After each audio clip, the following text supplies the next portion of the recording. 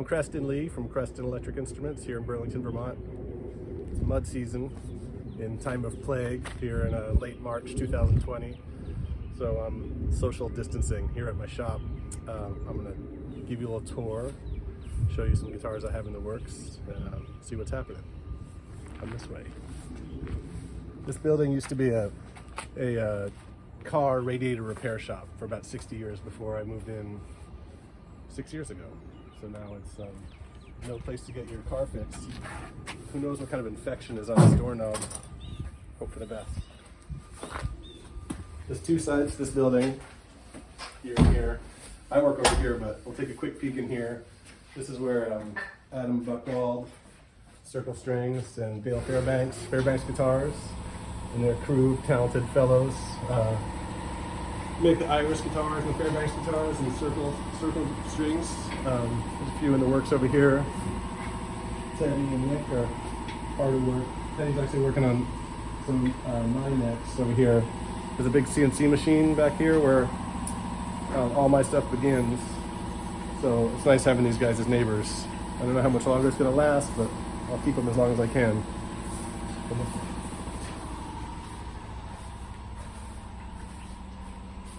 Here's the room where I do all the cutting up of wood.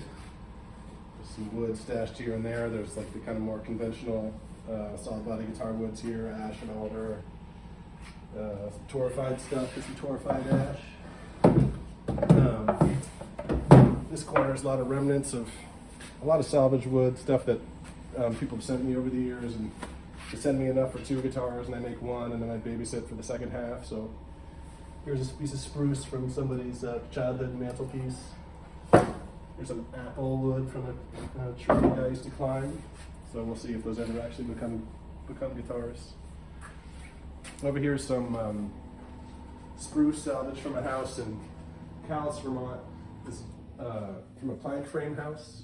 Plank framing is like a post and beam kind of construction, but the planks, go between the beams, and it's the wall framing. So on one side there's clapboards, on the other side there's plaster, and the wood is like the insulation and the framing, which is a novel approach to keeping warm in a place that's winter for like 7 months of the year.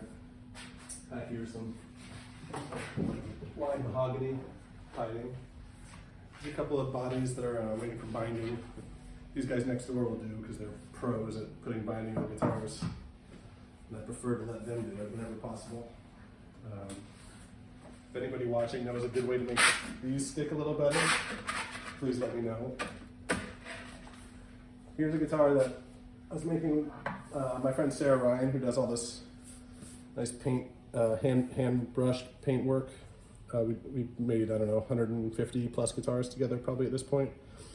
And usually I keep them secret. I don't really show them to the public until whoever ordered it pulls it out of the box. I like to keep it sort of under wraps. But this one I was making for a gallery art show, local venue, but I think the virus may have dashed the hopes of that happening, so I'm revealing it now. We'll see what happens with that guitar. In the end, I've got a couple of Mahler soap bars.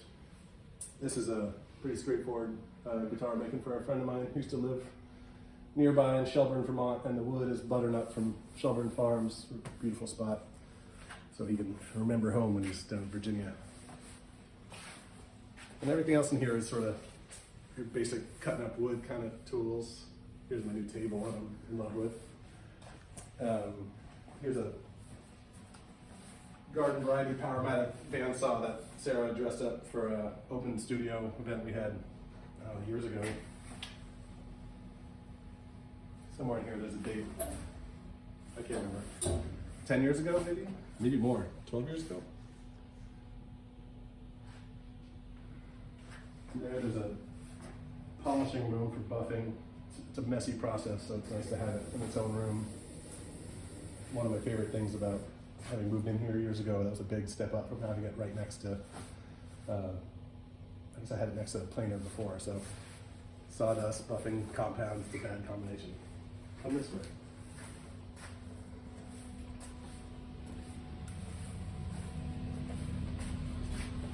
Back here is the spray room. I do all the finish work.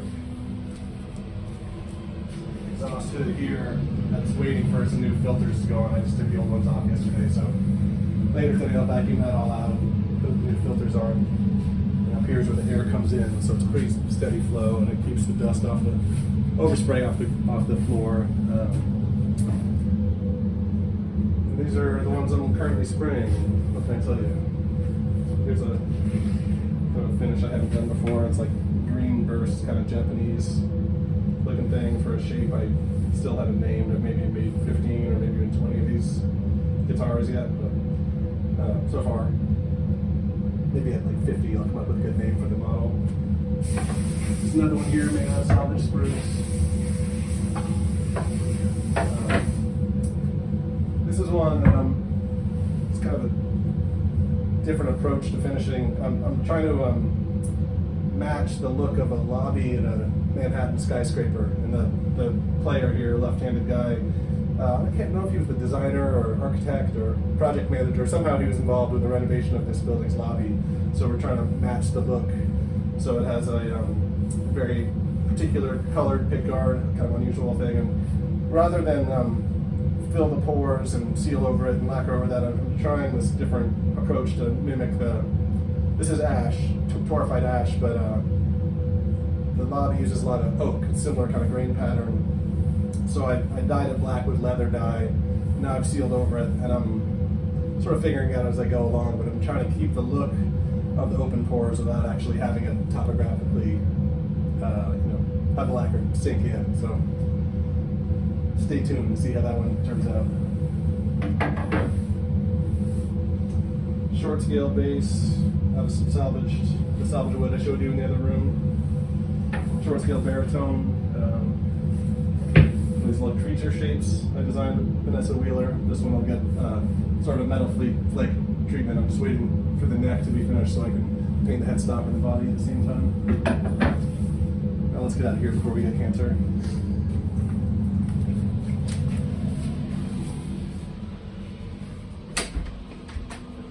This is a assembly room where I do all the wiring and assembly. So here's my main bench.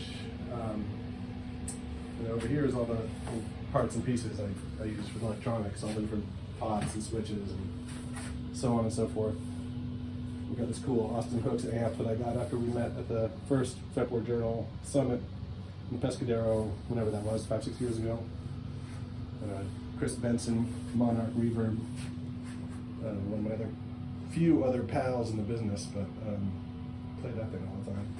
And then here's some of my own guitars, including this. This is one that Sarah and I made 10 plus years ago with a Gene Parsons B bender in the back, which I'm not that great at playing, but occasionally I'm using myself at bending the B, and then sometimes impose that on other people. And a couple other guitars that are sort of waiting to find homes. This one I'm going to have my friend Zack DuPont play for you in a minute so you can hear what an actual guitar sounds like. But that's the shop. I hope everybody stays healthy in this funny time, and thanks for taking a look around with me.